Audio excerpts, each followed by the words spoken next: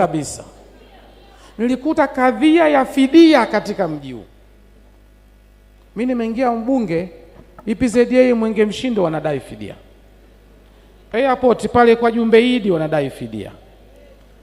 Huku Mletele huku bonde la mto Luila wanadai fidia.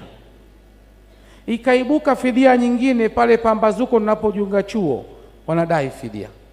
Upanuzi wa barabara ya kutoka Songea kwenda Makambako watu walikuwa wanadai fidia.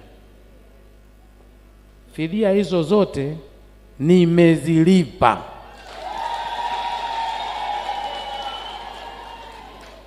Mwenge Mshindo EPZA tumelipa. Airport Mwenge Mshindo bilioni 5 milioni 300. Airport milioni 600. Bonde la mto Luila bilioni 2 na milioni 400. Pambazuko milioni 630. Barabara hii ya Makambako bilioni 3. Zote hizi nimesimamia, zimelipwa.